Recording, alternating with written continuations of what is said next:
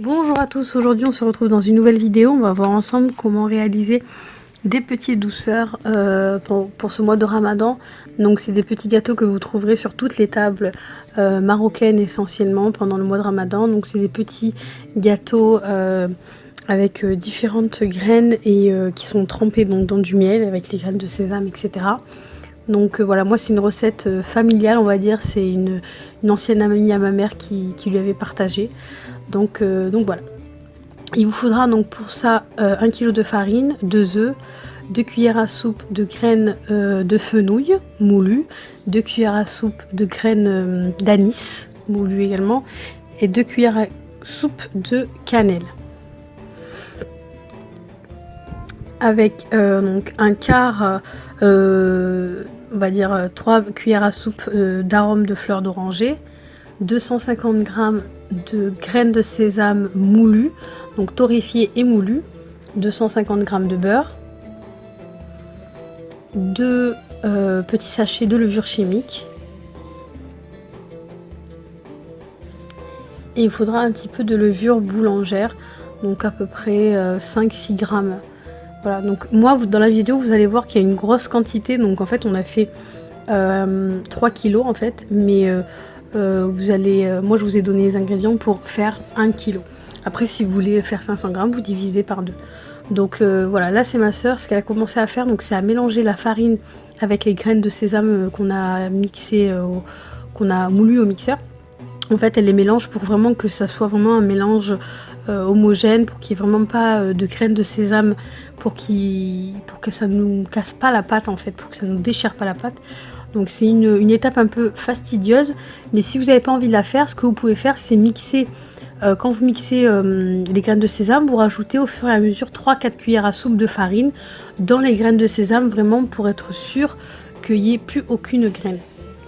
Ça va vous aider donc à avoir un mélange vraiment fin, sans grumeaux, etc.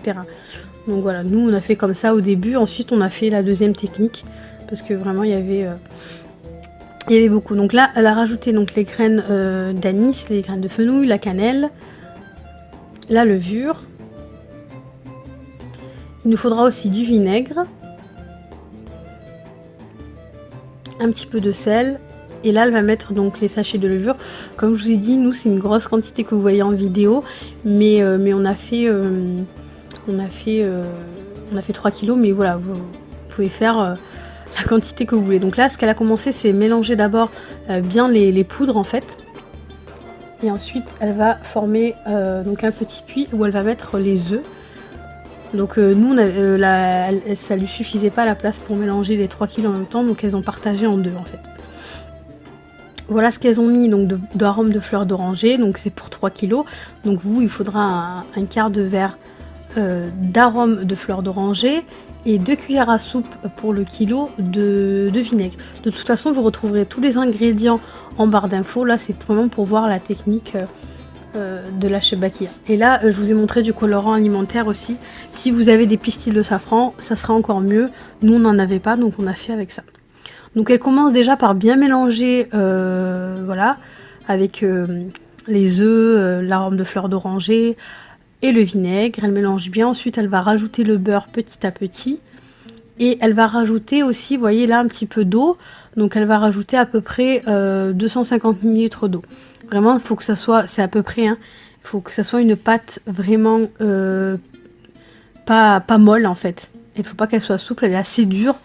Et après elle va se ramollir au fur et à mesure. Donc vous voyez la consistance, ça reste une pâte assez dure. Donc là il faut la pétrir un petit peu quand même pour vraiment homogénéiser la pâte. Ensuite on va la séparer en petites boules et on va la mettre dans des sacs congélation pour qu'elle repose tranquillement le temps qu'on fasse ça. Donc là j'ai pris un petit pâton, j'ai commencé à le détendre au rouleau à pâtissier, et moi je vais le passer donc à la machine. Si vous n'avez pas la machine, vous aplatissez vraiment très très finement avec le rouleau. Si vous avez la machine à pâte comme celle-ci, vous le passez à la machine et c'est plus rapide, ça va beaucoup plus vite. Vous allez voir, elle sera toute fine. Je vais vous montrer aussi en vidéo donc une technique pour les débutants. Donc voilà, là elle a pris donc une grande bande, elle coupe 5 bandelettes. Et vous voyez, elle plie une sur l'autre, une sur l'autre. Vous voyez, il y a de la farine qui est saupoudrée, il faut éviter d'en mettre parce que bon, nous la table elle est collée, du coup on a mis un petit peu de farine, mais voilà, il faut éviter d'en mettre pour pas vous retrouver avec l'huile. En fait, après vous avez du mal à avoir une huile clean, pardon. Voilà, donc là je vous montre la technique. Donc 5 bandes, vous les superposez une sur l'autre. Voilà, vous la mettez debout et vous serrez sur les côtés.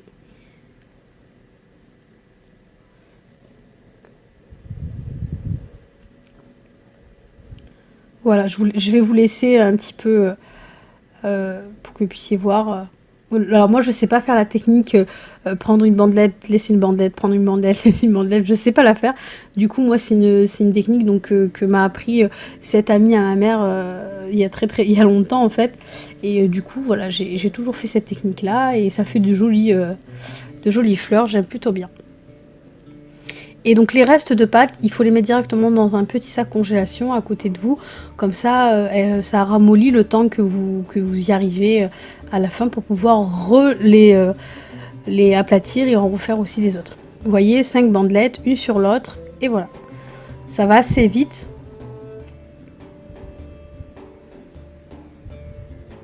Même les bouts un peu voilà, tordus, un peu comme ça, on n'hésite pas à les faire, hein, vous voyez.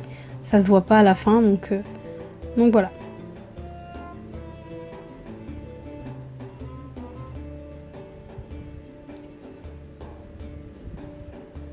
J'ai oublié de vous dire, dans les ingrédients, il vous faudra aussi donc de l'huile de tournesol pour la friture et du miel. Donc nous, on a fait un mélange de miel et de glucose. Ça évite en fait, la chebaki durcisse. Si vous mettez qu'avec du miel, elle a tendance à durcir à la fin.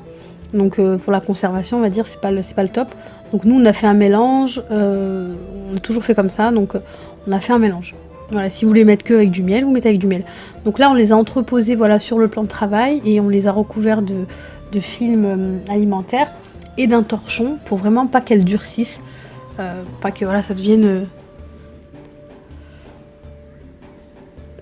Donc là, comme vous voyez, elle a commencé donc, à chauffer l'huile. Donc feu moyen pour vraiment que ça cuise tranquillement. Faut pas que ça cuise, faut pas qu'elle reste longtemps pour pas qu'elle boit de l'huile. Il faut pas que vite fait la cuire à feu fort et ensuite elle sera pas cuite. Donc là je crois qu'elle a mis la plaque à 6 ou 7. Donc voilà, et vous y allez tranquillement, vous aidez à la fleur à s'ouvrir et puis voilà, vous retournez d'un côté et de l'autre pour que ça soit doré des deux côtés.